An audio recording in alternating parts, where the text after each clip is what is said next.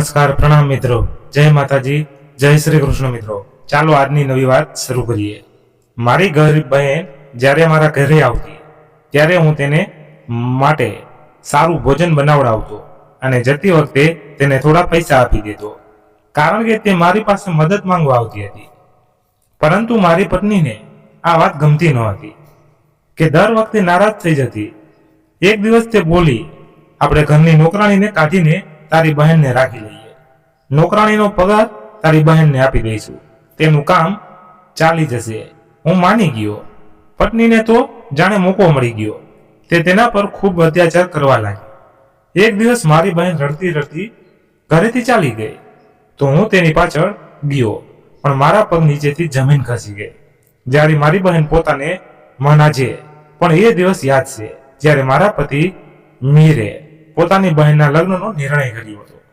ત્યારે જ મને આભાસ થઈ ગયો હતો કે આ લગ્ન મારા માટે કોઈ મુસીબતથી ઓછા નહીં હોય, પરંતુ એ અંદાજ ન હતો કે આ મુસીબત મારી પોતાની બનાવેલી હશે। તે દિવસે મેં નવો જોટો પહેર્યો હતો, મોંઘી સુગંધ લગાવી હતી અને પોતાના કાચ જેવા ચમકતા ઘરમાં બેસીને ચાપી રહી હતી। બધું જ ઉત્તમ હતું, જિંદગીમાં કોઈ કમી ન હતી, બલકે મને તો લાગતું હતું કે અમે સૌ વધુ સુખી લોકો છીએ। મારા મિહિરનો વ્યવસાય રાત દિવસ પ્રગતિ કરી રહ્યો હતો અને મને કોઈ વાતની ચિંતા ન હતી, પરંતુ પછી એ ફોન આવ્યો જેને મારો દિવસ બરબાદ કરી દીધો હતો। દીદી, ભૈયા સાથે વાત કરાવી આપો, મારે તેમની સાથે બહુ જરૂરી વાત કરવી છે। નણંદના અવાજમાં એક અજીબ બેચેની હતી। મેં અનિત શાહને ફોન મૂક્યો અને મિહિરને બોલાવી લીધો। મનમાં વિચાર્યું, હવે શું નવો ઝઘડો આવ્યો। થોડી જ ક્ષણોમાં મિહિર મારી પાસે આવ્યા। તેમને ચહેરા પર ગંભીરતા હતી। બોલ્યા, મારી બહેનના લગ્ન નક્કી થઈ ગયા છે। મેં આશ્ચર્યથી તેમની તરફ જોયું, કારણ કે આ પહેલા કોઈ વાતચીત થઈ ન હતી। મેં બેદરકારથી પૂછ્યું, કોણ છે છોકરો, શું કરે છે? તેમણે કહ્યું, સારા પરિવારમાંથી છે, પણ હજી નોકરી લાગી નથી, ભણેલો છે, જલ્દી કામે લાગી જશે। આ સાંભળીને મારું મગજ ફરી ગયું। શું મતલબ, હજી નોકરી નથી લાગી? તમે તમારી બહેનના લગ્ન એક બેરોજગારી સાથે કરી રહ્યા છો અને લગ્નનો ખર્ચ શું છોકરાવાળા કઈ રીતે આપી રહ્યા છે? મારા સવાલો પર મિહિર ચૂપ થઈ ગયા। મને સમજાઈ ગયું કે આ લગ્ન પૂરી રીતે અમારા ખર્ચે થઈ રહ્યા હતા। થોડા દિવસો પછી નણંદના લગ્નની તૈયારીઓ જોરશોરથી શરૂ થઈ ગઈ। લાખો રૂપિયા પાણીની જેમ વહાવવામાં આવી રહ્યા હતા। ચારે બાજુ ખુશીનો માહોલ હતો, પરંતુ મારા મનમાં ગુસ્સાની આગ સળગી રહી હતી। મેં પોતાની જાતને કહ્યું, આ બધું મારા બાળકોના અધિકાર પર ડાકો છે। મોંઘા કપડાં, ઘરના સાંધા, બેગનું બુકિંગ અને ઉપરથી મોંઘી ભેટ, સોગાદો, આ બધું જ મારા મિહિરના પૈસાથી થઈ રહ્યું છે। લગ્ન ભવ્ય હતા, પરંતુ મારા દિલમાં એક અજીબ બેચેની હતી, જાણે કંઈક ખરાબ થવાનું હોય। અને પછી એ સમય આવ્યો જ્યારે મારી નણંદ પોતાના પતિ સાથે વિદાય થઈને ચાલી ગઈ। મને લાગ્યું કે હવે શાંતિ મળશે, પરંતુ આખું ખુશી લાંબા સમય સુધી ટકી શકી નહીં। થોડા અઠવાડિયા પછી મીરાનો પહેલો ફોન આવ્યો, ભૈયા ઘરનું ભાડું આપવાનું છે, થોડા પૈસા મોકલાવી દો। મેં મિહિર તરફ જોયું, તે કંઈ પણ કહ્યા વગર પૈસા કાઢવા લાગ્યા। હું ચૂપ રહી, પણ દિલમાં વિચાર્યું, આ પહેલો મોકો છે અને છેલ્લો નહીં હોય। અને મારો વિચાર સાચો સાબિત થયો। પહેલા ભાડું, પછી વીજળી પાણીના બિલ, પછી દવાઓનો ખર્ચ, એક પછી એક બહાના, અને મીરા મિહિર પાસે મદદ માંગતી જતી હતી। મેં એક દિવસ ગુસ્સાથી મિહિરને પૂછ્યું, આ ક્યાં સુધી ચાલશે? તેમણે જવાબ આપ્યો, જ્યાં સુધી તે પોતાના પગ પર ઊભી ન થઈ જાય। પણ મારો ગુસ્સો વધુ ગયો। મને સમજાઈ ગયું હતું કે હવે મીરા અમારા પર એક કાયમી બોજ બનવા જઈ રહી છે અને હું તેને આ મંજૂરી આપી શકતી ન હતી। મેં નિર્ણય કરી લીધો હતો, કંઈક ને કંઈક કરવું પડશે। મીરાને પાઠ ભણાવવો પડશે, એવો પાઠ કે તે ફરિયાદ પણ મદદ માંગવા લાયક જ ન રહે। ક્યાંક એવું લખ્યું નથી કે આપણે હંમેશા તેની મદદ કરતા રહીએ। મેં એક દિવસ મિહિર સાથે નારાજ થઈને કહ્યું, પણ તે હંમેશની જેમ ધીરજથી બોલ્યા, તે મારી બહેન છે, મુસીબતમાં છે, હું તેને નજરઅંદાજ કેવી રીતે કરી દઉં? અને જો તે ક્યારેય પોતાના પગ પર ઊભી જ ન થઈ તો આપણે ક્યાં સુધી આ બોજ ઉઠાવતા રહીશું? મેં કડવશથી કહ્યું, પણ મિહિરે કોઈ જવાબ ન આપ્યો। આગલી વખતે જ્યારે મીરા ઘરે આવી, મેં મિહિરને અંદર મોકલી દીધો અને પોતે દરવાજા પર આવીને ઊભી રહી ગઈ. આવી ગઈ તું, હવે શું જોઈએ છે?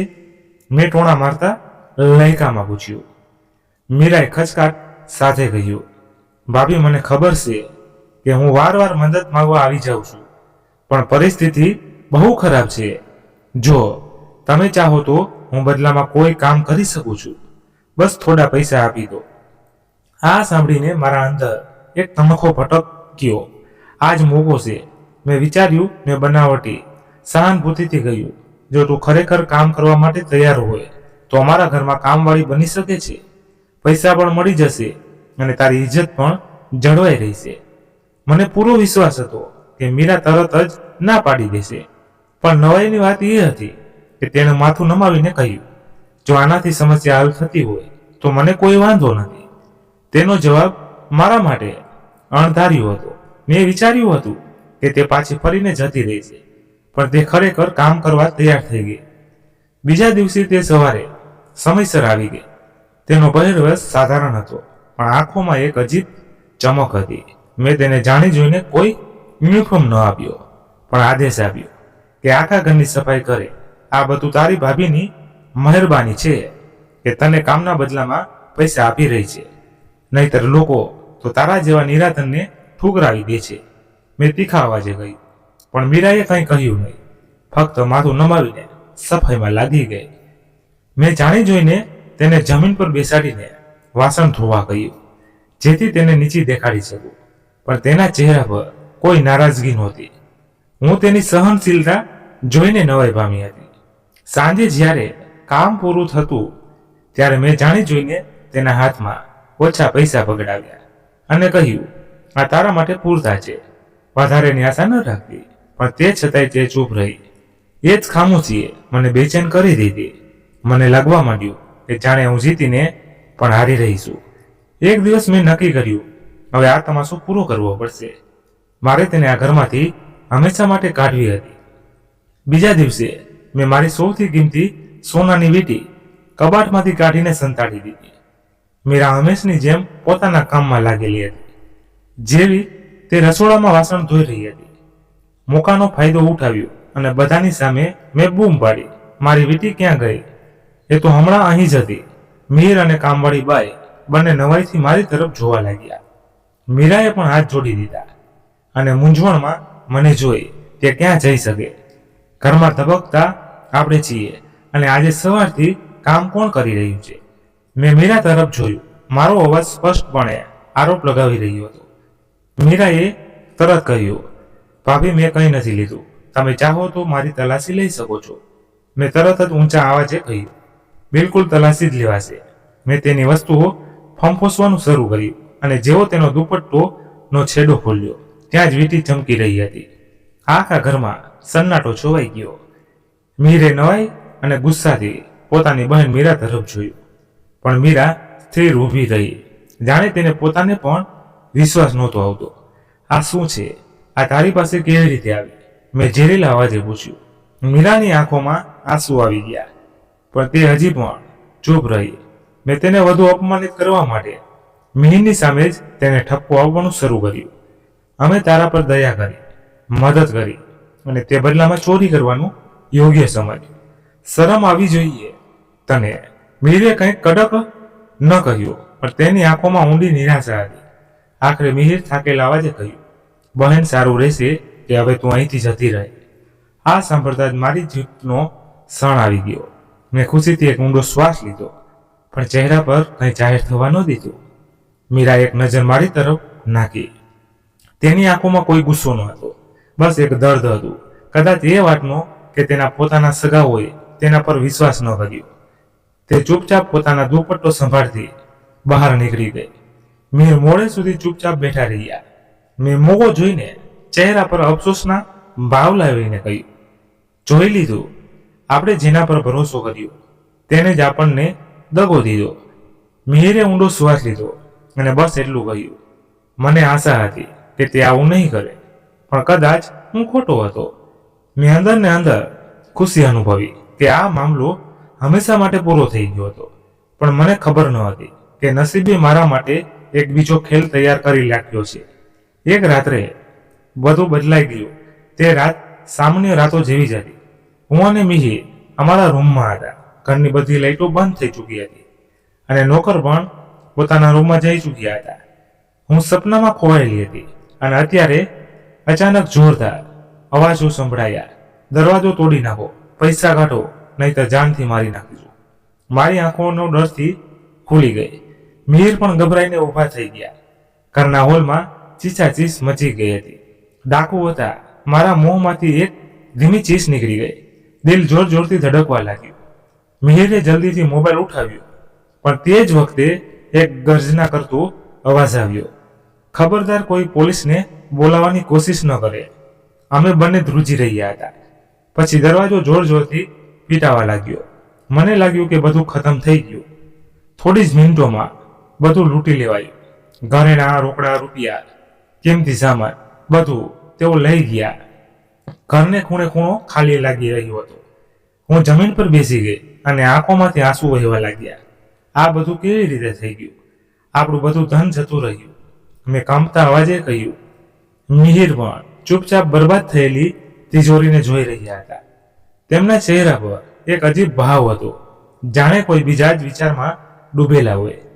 પછી તેમણે અચાનક કહ્યું, ક્યાંક અમારી બહેનની બદદુઆ તો નથી ને? મારું હૃદય એક ક્ષણ માટે કંપી ગયું. શું આ ખરેખર બદદુઆ હતી? મને મીરાની ચૂપકીદી યાદ આવી. તે કશું કર્યા વગર ચાલી ગઈ હતી. શું તેણે પોતાના આંસુઓમાં કોઈ એવી દુઆ માંગી હતી જે અમારા માટે ઉલટી પડી ગઈ? પણ મિહિરની આંખોમાં શંકાના પડછાયા ઘેરાવા લાગ્યા હતા. શું અમે ખરેખર જાદતી કરી હતી? શું મારી બહેન ચોર ન હતી? જો તે નિર્દોષ હતી તો અમે તેના પર કેટલો મોટો આરોપ લગાવી દીધો. મિહિરની વાતોમાં મારા મનમાં એક અજીબની બેચેની પેદા કરી રહી હતી. આ બધું સંયોગ છે. મેં પરાણે હસતા કહ્યું, આ મીરાના કારણે નથી થયું. લૂંટફાટ તો બધે જ થાય છે. પણ મેં પોતાના જ અવાજમાં જૂઠાણાની ઝલક અનુભવી. આગળના કેટલાક દિવસોમાં બધું બદલાવા લાગ્યું. પહેલા વેપારમાં નુકસાન થયું. પછી મિહિરના કેટલાક નજીકના મિત્રોએ પણ તેનાથી અંતર રાખવાનું શરૂ કરી દીધું. જાણે બધું હાથમાંથી સરકી રહ્યું હોય. મેં હંમેશા પોતાને મજબૂત સમજી હતી. હું એવી સ્ત્રીઓને માનતી નહોતી જે ફક્ત પોતાના પતિ પર નિર્ભર હોય. મારી પાસે એક સારી નોકરી હતી અને તે મને હંમેશા એ અહેસાસ કરાવતી હતી કે હું કોઈના પર બોજ નથી. પણ પછી એક દિવસ ઓફિસમાંથી એક ઈમેલ આવી. અમને ખેદ છે કે કંપનીની આર્થિક સ્થિતિને ધ્યાનમાં રાખીને કેટલાક કર્મચારીઓને નોકરીમાંથી મુક્ત કરવામાં આવી રહ્યા છે અને તમે પણ તેમાં સામેલ છો. મારી આંખો સામે અંધારું છવાઈ ગયું. આ કેવી રીતે થઈ શકે? હું તો શ્રેષ્ઠ પ્રદર્શન કરી રહી હતી. તેમણે મને કેમ કાઢી મૂકી? મેં તરત જ મારા અધિકારીને ફોન કર્યો. તેમણે સ્પષ્ટ કહી દીધું કે આ નિર્ણય બદલી શકાશે નહીં. મેં પોતાને સંભાળવાની કોશિશ કરી અને વિચાર્યું, ચાલો કોઈ વાંધો નહીં. મિહિરની આવક તો છે જ, પણ જ્યારે મેં તેમને આ સમાચાર સંભળાવ્યા તો તેમના ચહેરા પર કોઈ આશ્ચર્ય ન હતું. તે થોડીવાર ચૂપ રહ્યા. પછી બોલ્યા, મારી કંપનીની પણ ખરાબ હાલત છે. કાલે 3 મોટા ગ્રાહકોએ કરાર સમાપ્ત કરી દીધો. મેં આઘાતથી તેમની તરફ જોયું. શું તે મને પહેલા કેમ ન કહ્યું? હું તને પરેશાન કરવા માંગતો ન હતો, પણ સત્ય એ છે કે કંપની ખોટમાં જઈ રહી છે. મેં પહેલા પણ કેટલુંક દેવું લીધું હતું. જો પરિસ્થિતિ આવી જ રહી તો અમારે આપણું ઘર પણ વેચવું પડી શકે છે. ઘર વેચવું, આ સાંભળીને જાણે મારા પગ નીચેથી જમીન સરકી ગઈ. થોડા દિવસ પછી જ્યારે પરિસ્થિતિ વધુ બગડવા લાગી તો અમે અમારા નજીકના સંબંધીઓ પાસેથી મદદ માંગવાનું વિચાર્યું. મેં મારી એક અમીર સહેલીને ફોન કર્યો, જેની સાથે હું અવારનવાર મોંઘા કેફેમાં બેસીને જીવનનો આનંદ માણતી હતી. યાર, તને અંદાજ નથી કે અમે કેટલી કઠિન પરિસ્થિતિઓમાંથી પસાર થઈ રહ્યા છીએ. જો તું કંઈક મદદ કરી શકે તો. મેં મારી વાત પૂરી કરી પણ નહોતી કે તે હસતા બોલી, સાંભળીને દુઃખ થયું, પણ તું જાણે છે કે હું પોતે પણ ઘણી વ્યસ્ત છું. બસ તારા માટે પ્રાર્થના કરી રહી છું. અને પછી ફોન કપાઈ ગયો. મને એવું લાગ્યું જાણે કોઈએ મારા મોઢા પર જોરદાર તમાચો માર્યો. જે મિત્ર સાથે મેં હંમેશા સારા પડું વિતાવ્યા હતા, આજે તે જ મને અવગણી રહી હતી. મિહિરના ઓળખીતાઓ પણ હવે ફોન કાપી નાખતા હતા. સંબંધીઓ બહાના બનાવવા લાગ્યા હતા. દિવસો અઠવાડિયામાં અને અઠવાડિયા મહિનાઓમાં બદલાઈ ગયા. પણ અમારી સ્થિતિ સુધારવાને બદલે વધુ બગડતી ચાલી ગઈ. મેં મારી નોકરી ગુમાવી દીધી. મિહિના વેપારમાં સતત ખોટ થઈ રહી હતી અને હવે અમારી મૂળભૂત જરૂરિયાતો વિશે પણ વિચારવું પડી રહ્યું હતું. હું જે હંમેશા ગર્વથી કહેતી હતી કે અમારી પાસે બધું જ છે, હવે એક એક પૈસાનો હિસાબ રાખવા મજબૂર થઈ ગઈ હતી. ઘરનું વાતાવરણ અજીબ થઈ ગયું. ક્યારેક હું મિહિરને દોષ હતી કે તેમણે પોતાની બહેન પર આટલો ખર્ચ કેમ કર્યો, તો ક્યારેક તે કહેતા કે આ બધું ભાગ્યનો ખેલ છે. પણ સત્ય તો એ જ હતું કે અમે ડૂબી રહ્યા હતા. એક દિવસ મેં અલગ અલગ જગ્યાએ નોકરી માટે અરજીઓ મોકલી, પણ ક્યાંયથી કોઈ જવાબ ન મળ્યો. મેં મારી જૂની કંપનીનો પણ ફરી સંપર્ક કર્યો, જ્યાં હું પહેલા કામ કરતી હતી, પણ ત્યાંથી જવાબ મળ્યો, તમે હવે કંપનીની યોજનાનો ભાગ નથી. દુઃખ થયું. મેં ગુસ્સામાં ફોન મૂકી દીધો. આ કેવી રીતે થઈ શકે? અમે કોઈનું શું બગાડ્યું હતું? પછી અમારી સાથે આવું કેમ થઈ રહ્યું છે? મેં ખીજવાઈને કહ્યું. મિહિરે મારી તરફ ઊંડાણપૂર્વક જોયું અને ધીમા સ્વરે બોલ્યા, શું ખરેખર અમે કોઈનું કંઈ નથી બગાડ્યું? મારા હૃદયના ધબકારા એક ક્ષણ માટે થંભી ગયા. શું તે મીરાની વાત કરી રહ્યા હતા? મેં તરત જ તે વિચારને ચટકી દીધો. આ તો ભાગ્યનો ખેલ છે, કોઈનો આમાં કોઈ લેવા દેવા નથી. મેં પોતાને સમજાવવાની કોશિશ કરી. હવે અમે એવા વળાંક પર પહોંચી ગયા હતા જ્યાં ઘરનો ખર્ચ ચલાવવો પણ મુશ્કેલ થઈ રહ્યો હતો. મેં મારી કેટલીક જૂની સહેલીઓને ફોન કરવાનું શરૂ કર્યું. કેટલાક નજીકના સંબંધીઓ સાથે વાત કરી. સૌથી પહેલા મેં મારી કાકીને ફોન કર્યો, જે હંમેશા મારી સફળતા પર ગર્વ કરતી હતી. કાકી, અમારી હાલત બહુ ખરાબ થઈ ગઈ છે, જો તમે કંઈક મદદ કરી શકો તો. મેં વાત પૂરી પણ નહોતી કરી કે તેમણે સહાનુભૂતિ ભર્યા સ્વરે કહ્યું, બેટા, હું તારી તકલીફ સમજી શકું છું, પણ તું જાણે છે કે આજકાલ બધા મુશ્કેલીઓમાં છે. અને પછી ફોન મૂકી દીધો. શું ખરેખર બધા મુશ્કેલીમાં છે કે પછી હવે અમે તેમના માટે ફક્ત બિનજરૂરી બની ગયા છીએ? થોડા દિવસોમાં એ બધું સ્પષ્ટ થઈ ગયું કે લોકો ત્યાં સુધી જ સાથ આપે છે જ્યાં સુધી તમે તેમની બરાબર હોવ. જેવા તમે નબળા પડો, બધા કિનારો કરી લેશે. થોડા દિવસ પછી હું એક સંબંધીના ઘરે ગઈ, એ જ જેમના સાથે અમે દરેક લગ્ન અને ખુશીમાં સામેલ થયા હતા. આ સમય બસ થોડા સમયનો જ છે. અમને થોડી મદદ જોઈએ છે. જેવી પરિસ્થિતિ સુધરશે અમે બધું પાછું આપી દઈશું. મારા અવાજમાં એવી વિનંતી હતી જે પહેલા ક્યારેય ન હતી. સંબંધીએ સહાનુભૂતિથી મારી તરફ જોયું. પછી એક બનાવટી સ્મિત સાથે બોલ્યા, બહેન, તું જાણે છે કે નહીં, આજકાલ પરિસ્થિતિ કેટલી મુશ્કેલ છે. મારે પોતાને પણ ઘણા ખર્ચા છે. ત્યાંથી ઉઠતી વખતે મેં મારી અંદર એક અજીબ ખાલીપો અનુભવ્યો. આ એ જ લોકો છે જેમના માટે મેં દાવતો આપી હતી, જેમને મોંઘી ભેટો આપી હતી, જેમની સાથે મેં ખુશીના દિવસો વિતાવ્યા હતા. અને આજે એ જ મને ઓળખવાની ના પાડી રહ્યા છે. મારી પાસે જે ઘમંડ હતો તે તૂટી ચૂક્યો હતો. દરવાજા જે એક પછી એક બંધ થઈ રહ્યા હતા. તેમણે મને જીવનમાં પહેલીવાર લાચાર બનાવી દીધી હતી. જ્યારે નોકરી ગઈ હતી ત્યારે પણ એક આશા હતી કે જલ્દી નવી નોકરી મળી જશે, પણ હવે દરેક દિશામાં ફક્ત નિરાશા જ દેખાઈ રહી હતી.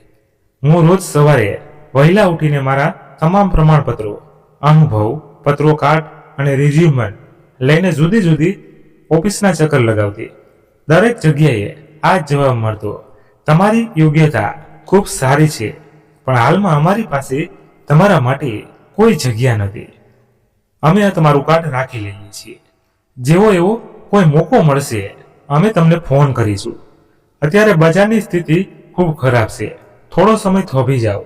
દરેક ઇનકાર મારી ધીરજને વધુ કમજોર કરી દેતો હતો. હું જે ગઈકાલ સુધી એક સશસ્ત્રી હતી, આજે ઠેર ઠેર ભટકી રહી હતી. ક્યારેય હું મારી નણંદને તિરસ્કાર કરતી હતી અને આજે હું પોતે જ તે જ પરિસ્થિતિમાં હતી. એક દિવસ હું એક જૂના પરિચિતની ઓફિસે ગઈ. તેઓ પહેલા મિહિરના મિત્ર હતા અને મેં ઘણીવાર તેમની સાથે બપોરનું અને રાત્રિનું ભોજન કર્યું હતું. સર, મને કોઈ પણ પદ પર રાખી લો, કોઈ પણ કામ આપી દો, હું ફક્ત કામ કરવા માંગુ છું, મેં વિનંતી કરતા કહ્યું. તેમણે મને ધ્યાનથી જોઈ, પછી હળવું સ્મિત કરીને બોલ્યા, બહેન, તમારા જેવી મહિલા માટે અહીં કામ કરવું કદાચ સરળ નહીં હોય. આ સામાન્ય લોકો માટે છે અને તમને તો સારી નોકરી મળવી જોઈએ. આમ કહીને તેઓ બીજા કોઈ કામમાં વ્યસ્ત થઈ ગયા. જાણે હું ત્યાં હાજર જ નહોતી. મારા ગળામાં કંઈક અટકવા લાગ્યું હતું. હું સમજી ગઈ હતી કે તેમના શબ્દોનો અર્થ એ હતો કે તેઓ મને કામ આપવા માંગતા નહોતા. આ એ જ વ્યક્તિ હતો જે દરેક મહેફિલમાં અમારો મિત્ર બનવા ઉત્સુક રહેતો હતો. આજે તે મને ઓળખવાની પણ ના પાડી રહ્યો હતો. હવે ઘરમાં ખાવા પીવાની વસ્તુઓ પણ ઓછી થવા લાગી હતી. અમે જે હંમેશા સારી હોટલોમાં ભોજન કરતા હતા, હવે 2 ટકની રોટલી માટે પરેશાન હતા. મેં બીજી જગ્યાએ નોકરી માટે અરજી કરી, પણ દરેક જગ્યાએ એ જ જવાબ મળ્યો, અમને ખેદ છે, અત્યારે અમારી પાસે કોઈ જગ્યા નથી. મિહિરના ચહેરા પર સતત ઉદાસી વધી રહી હતી. તે જે હંમેશા મજબૂત રહેતા હતા, હવે તૂટેલા લાગી રહ્યા હતા. શું આ એ જ ભાવના છે જે મીરાને થતી હશે જ્યારે તે અમારી પાસે મદદ માંગતી હતી? આ પ્રશ્ન મારા મનમાં સતત ઘૂમી રહ્યો હતો. નિરાશા, લાચારી, ગરીબી, આ બધું મારા જીવનના નવા પાસા બની ચૂક્યા હતા. દરરોજ કોઈને કોઈ ઓફિસના ચક્કર લગાવતી, દરવાજા ખખડાવતી, પણ દરેક જગ્યાએથી એક જ જવાબ મળતો, માફ કરજો, અત્યારે કોઈ જગ્યા નથી. એક દિવસ હું એક એજન્સી દ્વારા નોકરીની શોધમાં હતી ત્યારે એક ઓફિસમાંથી ફોન આવ્યો, અમારે એક હવેલીમાં કામ કરવા માટે એક જવાબદાર મહિલાની જરૂર છે. નોકરી સારી, પગાર યોગ્ય છે અને રહેવાની વ્યવસ્થા પણ છે. આ સાંભળતા જ મારા દિલમાં આશાનું એક કિરણ જાગ્યું. આ તક મારા માટે શ્રેષ્ઠ હોઈ શકે છે. કદાચ જિંદગી ફરીથી સારી થઈ જાય. મેં તરત જ તે નોકરી માટે હા પાડી દીધી. બીજા દિવસે હું આપેલા સરનામે પહોંચી ગઈ. સામે એક ભવ્ય હવેલી ઊભી હતી. તે ખૂબ મોંઘી હતી અને દરેક ખૂણેથી ભવ્યતા ઝળકી રહી હતી. મેં વિચાર્યું કે આ જગ્યા ખરેખર કોઈ અમીર વ્યક્તિની હશે. જો અહીં નોકરી મળી જાય તો કદાચ અમારી પરિસ્થિતિ બદલાઈ જાય. મારું દિલ બેચેનીથી ધડકી રહ્યું હતું. આ જ એ મોહ હતો જેની હું આટલા દિવસોથી રાહ જોઈ રહી હતી. મેં ઊંડો શ્વાસ લીધો અને દરવાજા પર ટકોરા માર્યા. જે સચ્ચાઈ સામે આવવાની હતી તે મારા અંદાજ કરતા પણ બહાર હતી. થોડી ક્ષણોમાં દરવાજો ખુલ્યો. એક નોકરાણીએ અંદર આવવાનો ઈશારો કર્યો અને મને બેઠક રૂમમાં બેસાડી દીધી. મારા મનમાં અગણિત સવાલો હતા. આ ઘર કોનું હશે? શું માલિક મારી સાથે કઠોરતાથી વર્તશે? નોકરી સહેલી હશે કે અઘરી? ત્યાં જ અચાનક પગલાંનો અવાજ સંભળાયો. માલકીન આવી રહી છે, નોકરાણીએ ધીમેથી કહ્યું. હું તરત જ રટાર પર બેસી ગઈ, પણ જેવી મેં નજર ઊંચી કરી મને લાગ્યું જાણે સમય થંભી ગયો હોય. મારી આંખો આશ્ચર્યથી પહોળી જ રહી ગઈ. સામે જે સ્ત્રી ઊભી હતી તે બીજું કોઈ નહીં પણ મારી નણંદ મીરા હતી. મારું શરીર શૂન્ય થઈ ગયું, જાણે કોઈએ મારા પગ નીચેથી જમીન ખેંચી લીધી હોય. આ કેવી રીતે શક્ય છે? મીરા મારી એ જ નણંદ, આ હવેલીની માલકી. મારા મનમાં ઘણા સવાલો ઉઠવા લાગ્યા. તે તો લાચાર હતી, જરૂરિયાતમંદ હતી, બરબાદ થઈ ચૂકી હતી. તો પછી તે અહીં કેવી રીતે? મીરાના ચહેરા પર આશ્ચર્ય ન હતું પણ એક અજીબ શાંતિ હતી. તે ચૂપચાપ મને જોઈ રહી હતી, જાણે તેને પહેલેથી જ ખબર હોય કે હું આવીશ. શું તે બદલો લેશે? મારું હૈયું જોર જોરથી ધડકવા લાગ્યું. મીરાએ થોડી વાર ચૂપચાપ મને જોયા કર્યું. પછી અડું સ્મિત કરીને બોલી, બેસો ભાભી, બેસો. મેં આશ્ચર્યથી તેની સામે જોયું. શું મેં બરાબર સાંભળ્યું? તે મને બેસવાનું કહી રહી છે. તે મને નીચું દેખાડવાની કોશિશ નથી કરી રહી. મારા પગ ધ્રુજી રહ્યા હતા. હું ધીમે ધીમે સોફા પર બેસી ગઈ. મારા હાથની આંગળીઓ ધ્રુજી રહી હતી. હૈયું ડરથી કંપી રહ્યું હતું. તે કંઈ બોલી કેમ નહોતી રહી? તે મારું અપમાન કેમ નથી કરી રહી? તે મારા પર ગુસ્સો કેમ ન હતી રહી? શું તે મારા પર બીજો કોઈ મોટો ઘા કરવાની છે? ઓરડામાં ગાઢ શાંતિ છવાઈ ગઈ. મીરાએ કંઈ પણ કહ્યા વિના નોકરાણીને ઈશારો કર્યો અને મારા માટે ચા મંગાવી. ચા મારું મન તો તેને સ્વીકારવા તૈયાર નહોતું. આ એ જ સ્ત્રી છે જેને મેં ક્યારેય મારી નોકરાણી સમજીને તુસ ગણી હતી અને આજે એ જ મને આદરપૂર્વક ચા આપી રહી છે. મેં નજર નીચી કરી લીધી. મારી અંદરનો અહંકાર પૂરી રીતે તૂટી ચૂક્યો હતો. હું તેની સાથે આંખ કેમ નહોતી મિલાવી શકતી? આ અહેસાસ મને અંદર સુધી તોડી રહ્યો હતો. મીરાએ નરમાશથી પૂછ્યું, ભાભી તમે અહીં કામ માટે આવ્યા છો? મને એવું લાગ્યું જાણે મારા ગળામાં કાંટા વાગી ગયા હોય. શું તે જાણે છે કે હું તેની નોકરાણી બનવા આવી છું? મેં ધ્રુજતા હોઠે કહ્યું, હા, જો અહીં કોઈ કામ હોય તો હું કરી લઈશ. મારા અવાજમાં એ આત્મવિશ્વાસ નહોતો જે પહેલા રહેતો હતો. મીરાએ થોડીવાર વિચાર્યું, પછી સ્મિત કરીને બોલી, મને મહેનતુ લોકો હંમેશા ગમ્યા છે. તમે પણ જો અહીં કામ કરવા માંગતા હો તો મને કોઈ વાંધો નથી. મને લાગ્યું જાણે મારું આત્મસન્માન ચકનાચૂર થઈ ગયું હોય. હું ઈચ્છતી હતી કે તે મારું અપમાન કરે છે, મારી ભૂલોનો અહેસાસ કરાવે, મને કંઈક ખરાબ ખોટું કહે, પણ તે તો એક બદલાયેલી વ્યક્તિ બની ચૂકી હતી. હવે હું શું કરું? મારી અંદર ભાવનાઓનું તોફાન હતું. મારી પાસે હવે બીજો કોઈ રસ્તો ન હતો. પણ મારું મન એ સ્વીકારવા તૈયાર ન હતું કે હું મારી નણંદની નોકરાણી બની જાઉં.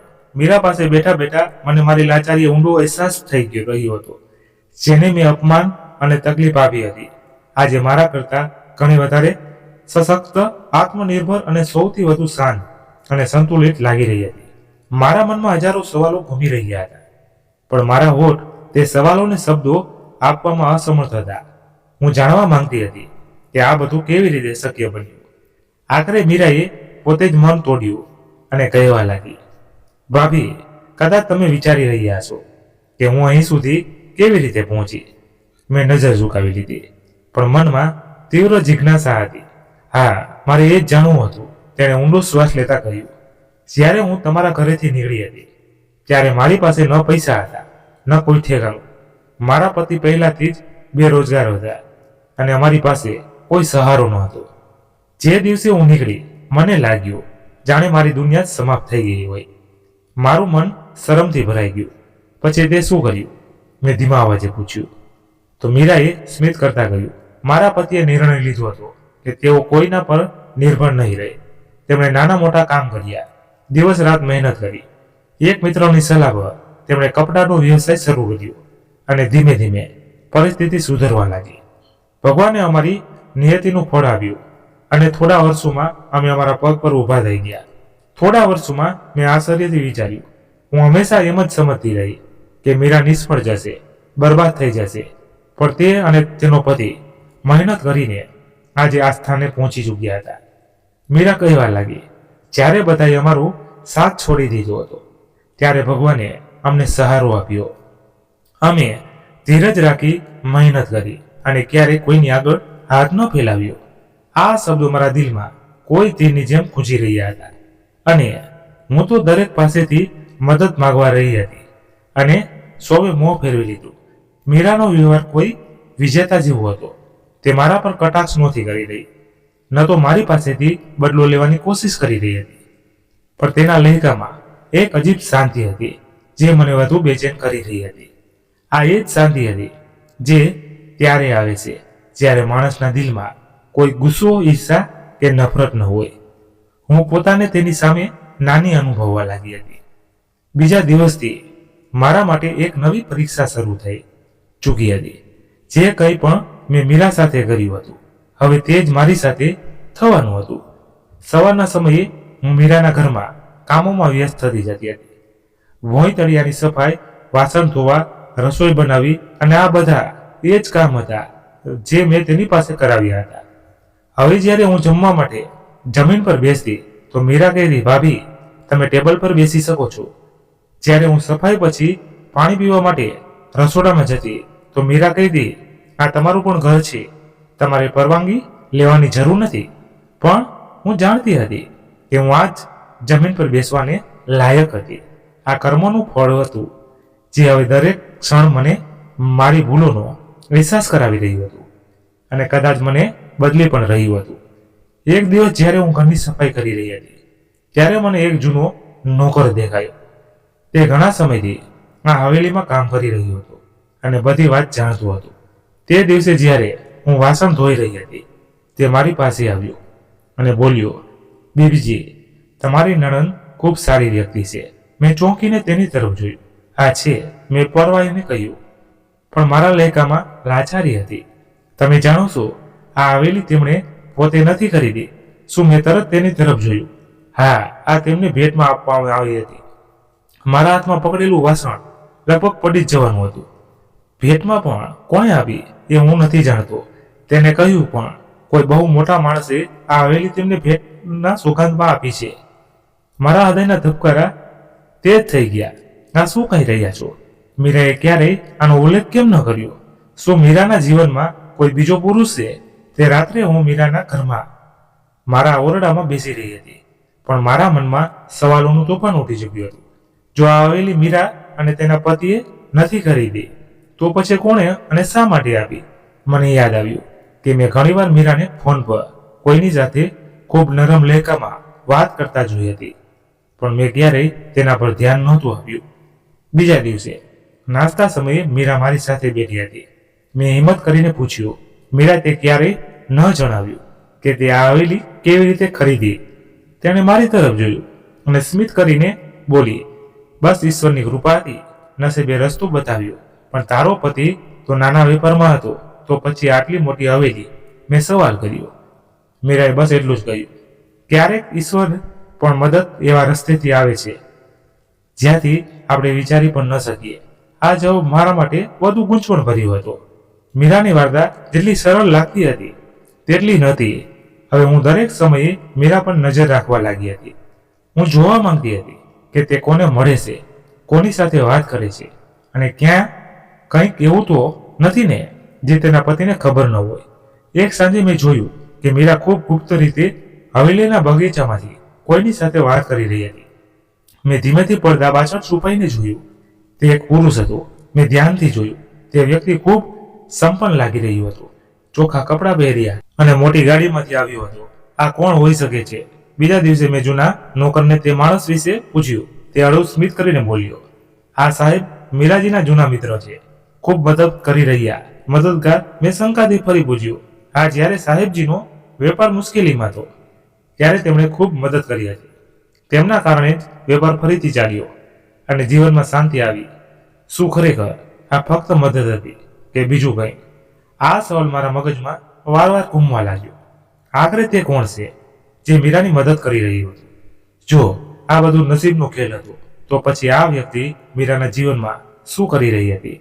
મેં વિચાર્યું કે હવે મીરાને સીધું પૂછી લઉં. પણ જેવો મેં સવાલ કર્યો, મીરા સ્મિત કરીને બોલી, ભાભી કેટલાક સવાલોનો જવાબ સમય પોતે જ આપી દેશે. તેમને જબરજસ્તીથી જાણવાની જરૂર નથી હોતી. આ વાક્ય મને વધુ બેચેન કરી ગયું. હવે મેં પોતે જ સચ્ચાઈ શોધવાનો નિશ્ચય કરી લીધો. મેં હવેલીના એક જૂના નોકર સાથે ગુપ્ત રીતે વાત કરી. તારે સાથે સાચું કહેવું પડશે. મીરાના જીવનમાં તે વ્યક્તિ કોણ છે અને આ અચાનક આવેલી સંપત્તિ ક્યાંથી આવી? નોકરે એક ક્ષણ માટે વિચાર્યું, પછી ધીમેથી બોલ્યો, બીબીજી, આ વાર્તા એટલી સરળ નથી જેટલી દેખાય છે.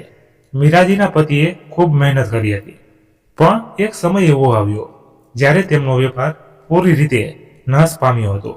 શું મેં ચોંકીને કહ્યું, આ તેઓ દેવાળિયા થઈ ગયા હતા. બધું જ ખતમ થઈ ગયું હતું. આ સાંભળીને મારું મગજ શૂન્ય થઈ ગયું. મીરાએ પોતાના પતિને છોડી દેવા વિશે વિચાર્યું હતું. મેં જલ્દીથી પૂછ્યું, તેણે એવું કેમ ન કર્યું? નોકરે આમ તેમ જોયું, જાણે કોઈ ભયાનક રહસ્ય કહેવાનું હોય, અને પછી બોલ્યો, આ બધું પહેલા રહસ્યમય માણસના આવ્યા પછી બદલાયું હતું. આ માણસ કોણ છે? મેં ઝડપથી પૂછ્યું. નોકરે ધીમેથી કહ્યું, આ એ જ વ્યક્તિ છે જેણે મીરાના પતિને ફરીથી વેપારમાં ઊભા કર્યા. તે તેમના માટે મસીહા બનીને આવ્યો હતો. પણ આ વ્યક્તિ કોણ છે અને તેણે આ બધું શા માટે કર્યું? આ સવાલો હવે મારા મગજમાં તોફાનની જેમ ઘૂમવા લાગ્યા હતા.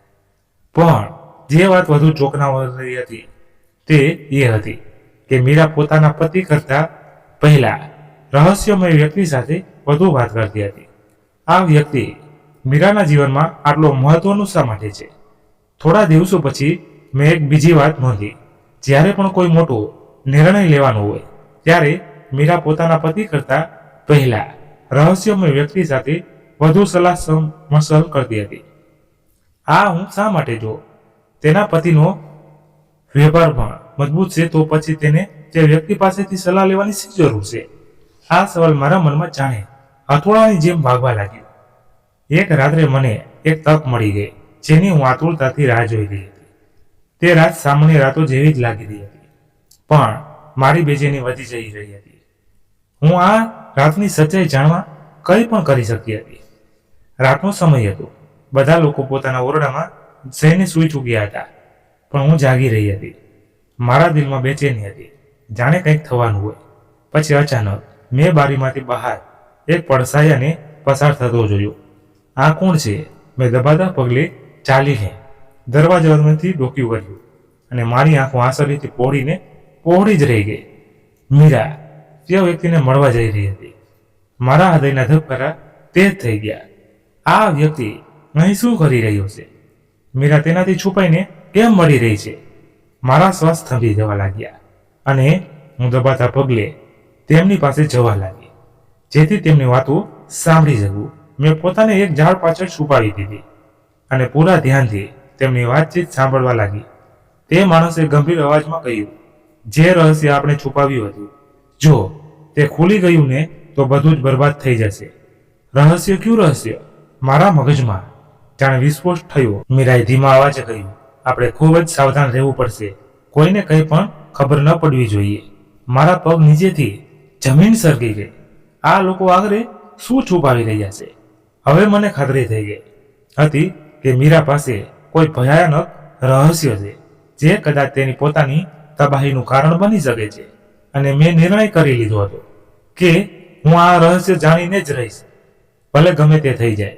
મારા દિલમાં તોફાન ઉઠી રહ્યું હતું, પણ મીરાનો વ્યવહાર હજી પણ શાંત હતો.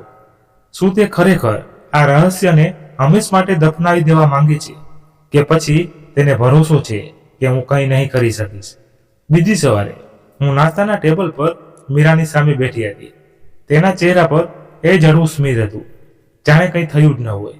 મેં ધીમેથી કહ્યું, કેટલાક લોકો પોતાની મહેનતથી નહીં પણ કોઈની મદદથી આગળ વધે છે, અને તે મદદ હંમેશા સારા ઈરાદા પર આધારિત નથી હોતી. મીરાએ તરત મારી તરફ જોયું, જાણે મારા શબ્દોએ તેને ચોંકાવી દીધી હોય. પણ તેણે કંઈ ન કહ્યું, બસ થોડી વાર ચૂપ રહી અને પછી સ્મિત કરીને બોલી, ભાભી, ક્યારેક સચ્ચાઈ આપણને ત્યારે ખબર પડે છે જ્યારે આપણે પોતાની જાત પર નજર નાખવા લાગીએ છીએ. આમ કહીને તે ઉઠીને ચાલી ગઈ અને હું હેરાન રહી ગઈ. આ જવાબ હતો કે પછી એક બીજું રહસ્ય તે દિવસે મારી બેચેનીની ઓર વધી ગઈ. સાંજના સમયે હું મીરાના ઘરનો જૂનો સામાન ગોઠવવામાં મદદ કરી રહી હતી, ત્યારે મારી નજર એક જૂના કબાટ પર પડી. કદાચ તેમાં કંઈક એવું હોય જે મારા સવાલનો જવાબ આપી શકે. મેં ધીમેથી ખાનું ખોલ્યું અને અંદર કેટલાક કાગળો રાખેલા હતા. મેં તેમને ઉછલાવી પલટાવીને જોયા અને અચાનક મારી નજર એક જૂના પત્ર પર પડી, જેના ખૂણા વળેલા હતા. આ શું છે? જેવું મેં પત્ર ખોલ્યું, મારા શરીરમાં લખલખવું પસાર થઈ ગયું. આ પત્ર તે જ વ્યક્તિએ મીરાને લખ્યો હતો. આ પત્ર અહીં શું કરી રહ્યો છે? પણ અસલી આઘાત મને ત્યારે લાગ્યો જ્યારે મેં પત્રના શબ્દો વાંચ્યા. મેં તારી મદદ એટલા માટે કરી હતી કારણ કે તે સમયે મારી મદદ કરી હતી જ્યારે સૌએ મારો સાથ છોડી દીધો હતો. જો તે મારું રહસ્ય કોઈને જણાવ્યું તો બધું જ બરબાદ થઈ જશે. આનો શું મતલબ છે? કયું રહસ્ય? મારું મગજ ચકરાઈ ગયું. આ પત્ર મારા સવાલનો જવાબ હતો, અને કદાચ એક એવો પુરાવો હતો જે મીરાની સચ્ચાઈને હંમેશ માટે ઉજાગર કરી શકતું હતું. મારા હાથમાં પકડેલો એ જૂનો પત્ર જાણે મારા પૂરા અસ્તિત્વને અજમાવી દેવા માંગતો માટે પૂરતો હતો. મારા હૃદયના ધબકારા બેકાબૂ થઈ ચૂક્યા હતા. પત્રના શબ્દ મારા મનમાં વારવાર ગુંજી રહ્યા હતા. સુમીરા ખરેખર નિર્દોષ હતી કે તે કોઈ મોટા રહસ્યમાં સામેલ હતી? જો મેં આ પત્ર તેના પતિને બતાવી દીધો તો શું થશે? આ વિચાર મારા દિલમાં આગની જેમ ફેલાવા લાગ્યો હતો. મેં જલ્દીથી પત્ર ફરીથી વાંચીને મૂકી દીધો, પણ મારું મન સતત સવાલોથી ભરેલું હતું. શું મીરા ખરેખર માસૂમ હતી કે તેના જીવનમાં પણ કેટલાક એવા રહસ્યો હતા જેને તેણે હંમેશા માટે છુપાવી રાખ્યા હતા?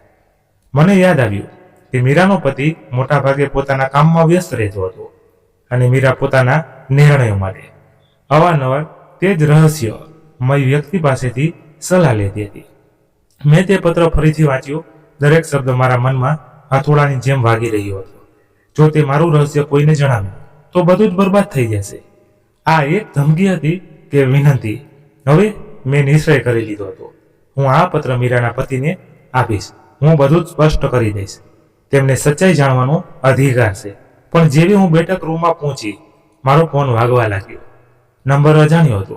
મેં ગૂંચવણમાં ફોન ઉઠાવ્યો અને જેવો બીજી તરફથી અવાજ આવ્યો, મારું શરીર ધ્રુજી ઉઠ્યું. તરત હોસ્પિટલ આવી જાઓ. મીરાની તબિયત ખૂબ ખરાબ થઈ ચૂકી છે. મારા શ્વાસ થંભી ગયા. આ શું કહી રહ્યા છો? તે તો ઠીક હતી. તેમને હમણાં જ બેહોશીની હાલતમાં લાવવામાં આવ્યા છે. ડોક્ટર કહી રહ્યા છે. મામલો ગંભીર છે. મારા હાથમાંથી પત્ર લગભગ પડી જ ગયો. આ બધું શું થઈ રહ્યું છે? હું મીરાનું રહસ્ય ઉજાગર કરવા જઈ રહી હતી અને તે જ ક્ષણે તે બીમાર પડી ગઈ. શું આ પાત્ર માત્ર સંયોગ હતો? મારા દિલમાં એક અજીબ ડર બેસી ગયો. શું મેં કોઈ બહુ મોટી ભૂલ કરી દીધી છે? હોસ્પિટલના દરવાજે પગ મૂકતા જ મારા ધબકારા તેજ થઈ ગયા. શું હું મીરાને છેલ્લી વાર જોવા જઈ રહી છું? આ વિચારીને મારા દિલમાં એક અજાણ્યો ભય ઉત્પન્ન થઈ ગયો. જ્યારે રૂમમાં દાખલ થઈ તો તે નિધાર જરૂર લાગી રહી હતી, પણ તેની આંખોમાં એ જ શાંતિ મોજૂદ હતી, જાણે તેને ખબર હોય કે સમય આવી ગયો છે જ્યારે બધી સચ્ચાઈઓ સામે આવી જશે. મારી આંખોમાં આંસુ આવી ગયા. મેં તેમની પાસે જઈને તેનો હાથ પકડી લીધો. મીરા, હું ખૂબ શર્મિંદા છું. મારો અવાજ ધ્રુજી રહ્યો હતો. મેં તારી સાથે ખૂબ ખરાબ કર્યું. તારા પર ચોરીનો આરોપ લગાવ્યો. તને નોકરાણીની જેમ રાખી, તને ધક્કા મારીને ઘરેથી કાઢી મૂકી, અને તેમ છતાં તે ક્યારેય બદલો લીધો નહીં. તું આટલી ચૂપ કેમ છે? તેને ધીમા સ્મિત સાથે મારી તરફ જોયું અને ધીમેથી બોલી, મને તારાથી કોઈ ફરિયાદ નથી ભાભી, પણ કદાચ હવે સમય આવી ગયો છે કે હું તને એક સચ્ચાઈ જણાવી દઉં, જે તારી બધી ગેરસમજો દૂર કરી દેશે. મારી આંખોમાં હેરાની અને બેચેની એક સાથે ઉભરી આવી. કેવી સચ્ચાઈ? મેં વ્યાકુળતાથી પૂછ્યું. તેણે ઊંડો શ્વાસ લીધો અને બોલી, જે દિવસે તે મને ઘરેથી કાઢી હતી, હું ખરેખર ખૂબ પીડામાં હતી, પણ મેં હિંમત ન હારી. હું મારા પતિ સાથે એક નાના શહેરમાં ચાલી ગઈ, જ્યાં મેં સિલાઈનું કામ શરૂ કર્યું. હું આશ્ચર્યથી તેને જોવા લાગી. હા, મેં મહેનત કરવાનું શરૂ કર્યું. મને કોઈની પાસેથી કોઈ મદદ જોઈતી નહોતી. હું જાણતી હતી કે જો હું ઈમાનદારીથી કામ કરીશ તો ભગવાન મારો સાથ આપશે. મીરા થોડી ક્ષણ માટે ચૂપ થઈ ગઈ, જાણે તેને પોતાની તકલીફ યાદ આવી ગઈ હોય. પછી બોલી, એક દિવસ મારા જીવનની સૌથી મોટી પરીક્ષા આવી. હું રસ્તા પરથી પસાર થઈ રહી હતી કે અચાનક એક વૃદ્ધ વ્યક્તિ મારી સામે પડી ગયા. તેઓ ખૂબ ઘાયલ હતા અને લોકો તેમની મદદ કરવાને બદલે તેમને અવગણી રહ્યા હતા. મેં તેમને તરત હોસ્પિટલ પહોંચાડ્યા અને ઘણા દિવસો સુધી તેમની દેખભાળ કરી. આ જ એક ક્ષણ હતી જેણે મારું નસીબ બદલી દીધું. હું પૂરી તન્મનથી તેની વાત સાંભળી રહી હતી, જાણે હું કોઈ વાર્તા નહીં પણ સચ્ચાઈ શોધી રહી હોઉં. કોણ હતો તે વ્યક્તિ? મેં અધિકારીથી પૂછ્યું. તે એક સફળ વેપારી હતા. નણંદે શાંત સ્વરમાં કહ્યું. જ્યારે તેઓ સ્વસ્થ થયા તો મારી ઈમાનદારી અને મહેનતથી ખૂબ પ્રભાવિત થયા. તેમણે મને પોતાના વેપારમાં એક અવસર આપ્યો અને તે જ માર્ગદર્શન બની ગયા. આ બધું કેવી રીતે શક્ય બન્યું? મેં આશ્ચર્યથી કહ્યું. ઈમાનદારી અને ધીરજ માણસને તે આપી શકે છે જે તે ક્યારેય વિચારી પણ ન શકે. મીરાએ ધીમેથી કહ્યું. હવે મારું દિલ તેના પર વિશ્વાસ કરી રહ્યું હતું, પણ તે એક સવાલ હજી પણ મારા મનમાં ઘૂમી રહ્યો હતો. જો આ બધું સાચું છે તો તે રહસ્ય વ્યક્તિ કોણ હતો જેને મેં તારાથી છુપાવીને મળતા જોયો હતો? તેને મારી તરફ જોયું અને કહ્યું, તે વ્યક્તિ તારા પોતાના પતિ હતા. શું હું ચોંકીને પાછળ હટી ગઈ? આ અશક્ય છે. તે કેવી રીતે? નણંદે મારા હાથ પર હાથ મૂક્યો અને બોલી, ભાભી, જ્યારે મારો પતિ વેપાર માટે સંઘર્ષ કરી રહ્યો હતો ત્યારે પણ એક વ્યક્તિ એવો હતો જે મારી હાલતથી અજાણ ન હતો. તારા પતિએ હંમેશા મારું ધ્યાન રાખ્યું, પણ ચૂપચાપ. તેઓ મારી સીધી રીતે મદદ નથી કરી શકતા કારણ કે તેમને ખબર હતી કે તને ગમશે નહીં, પણ તેમણે ક્યારેય મારો સાથ છોડ્યો નહીં. મારા મનમાં એક વિચિત્ર ભાવના જન્મવા લાગી. શું તે હંમેશાથી મીરાની મદદ કરી રહ્યો હતો? હવે મારી પાસે કોઈ સવાલ બચ્યો ન હતો. મારા હાથમાંથી તે પત્ર નીચે પડી ગયો. તે પત્ર જે હું મીરાના પતિને આપવા જઈ રહી હતી, જેથી તેમની સચ્ચાઈ સામે આવી શકે. પણ સચ્ચાઈ તો કંઈક અલગ જ હતી. આ હું હતી જેણે હંમેશા મીરાને ખોટી સમજી. મેં તેની સાથે અન્યાય કર્યો. મેં તેના પર અત્યાચાર કર્યો અને તેમ છતાં તે મારી સાથે સ્નેહ કરતી રહી. મારી આંખોમાંથી આંસુ વહેવા લાગ્યા. મીરા, હું ખરેખર તારી ગુનેગાર છું. મેં કહ્યું. તેણે ધીમેથી મારો હાથ પકડ્યો અને કહ્યું, ભાભી, જ્યારે ઈશ્વર માફ કરી શકે છે તો હું કેમ નહીં? આ સાંભળતા જ મારો ઘમંડ તૂટી ગયો. આ જ સચ્ચાઈ હતી, આ જ કર્મોનું ફળ હતું. મારી આંખો સામે આખી જિંદગી ફરવા લાગી. આ જ એ શીખ હતી જે મને આજે મળી હતી કે સાચો પ્રેમ અને સમા બદલાની ભાવના કરતા ઘણા મહાન હોય છે. મારી આંખોમાં આંસુ આવી ગયા. હું હંમેશા વિચારતી હતી કે મીરા કમજોર છે, કે તે મારી દયા પર છે, કે તે ક્યારેય પોતાના દમ પર કંઈ નહીં કરી શકે. પણ સચ્ચાઈ તો એ હતી કે આંધળી હું હતી. તેને બધું જ પોતાની મહેનત અને આત્મબળથી મેળવ્યું હતું. તેને જીવનની મુશ્કેલીઓનો સામનો કર્યો, સમયની કસોટી પર ખરી ઉતરી અને સૌથી વધુ તેને પ્રતિશોધ લેવાની બદલે ક્ષમા કરવાનું શીખવ્યું. તો હવે કહો, કોણ વધુ શક્તિશાળી નીકળ્યું? તે જે ઘમંડમાં જીવતી હતી કે મીરા, જેને ધૈર્ય અને સાહસથી પોતાનું ભાગ્ય જાતે લખ્યું? બધું જાણ્યા પછી પણ તે ચૂપકીથી કેમ સેવી? મેં કાંપતા અવાજે પૂછ્યું, મીરા, જ્યારે તને ખબર હતી કે મેં તારા પર ચોરીનો આરોપ લગાવ્યો હતો, ત્યારે પણ તે મારી સાથે ધરણા કેમ ન કરી? તેણે હળવું સ્મિત કરીને કહ્યું, કારણ કે મને વિશ્વાસ હતો કે સમય તને બધું જ બતાવી દેશે. આ સાંભળીને મારું માથું શરમથી ઝૂકી ગયું. થોડી પળો વીતી પછી મેં હિંમત કરીને તે સવાલ પૂછ્યો જે મને ઘણા દિવસોથી બેચેન કરી રહ્યો હતો. તો તે મને નોકરાણીની કેમ રાખી? શું આ બદલો હતો? મીરાએ આશ્ચર્યથી મારી તરફ જોયું અને શાંત સ્વરમાં બોલી, ના, આ એક પાઠ હતો. પાઠ? મેં હેરાનીથી ફરી પૂછ્યું. હા, તે બોલી, હું ઈચ્છતી હતી કે તને અહેસાસ થાય કે સન્માન ધનથી નહીં પણ ચારિત્રથી પ્રાપ્ત થાય છે. મીરાના શબ્દો મારા હૃદયમાં ઉતરી ગયા. મેં હંમેશા સન્માનનો ધન સાથે જોડ્યું હતું, પણ મીરાએ તે સન્માન પોતાના ચારિત્ર્ય અને અહેસાસથી મેળવ્યું હતું. હવે મને અહેસાસ થયો કે સાચી જીત પ્રતિશોધમાં નહીં પણ ક્ષમા અને સચ્ચાઈમાં છે. મારા આંસુ રોકાવાનું નામ નહોતા લઈ રહ્યા. મેં મીરાનો હાથ પકડી લીધો અને રડતા રડતા કહ્યું, હું તને નફરત કરતી હતી, પણ આજે તને જોઈને હું તને સાચો પ્રેમ કરવા લાગી છું.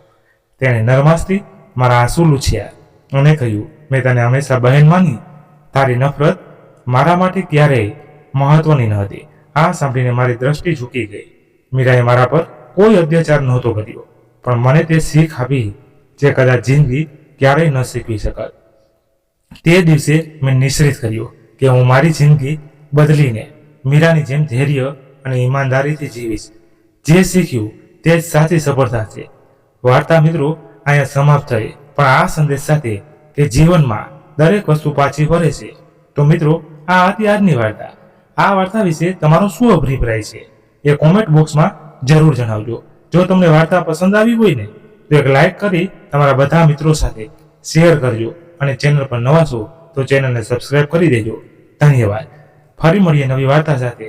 ત્યાં સુધી બધા મસ્ત રહો, તંદુરસ્ત રહો. જય માતાજી, જય દ્વારકાધીશ. હર હર મહાદેવ, મહાદેવ, મહાદેવ. જય શ્રી રામ, જય બજરંગબલી.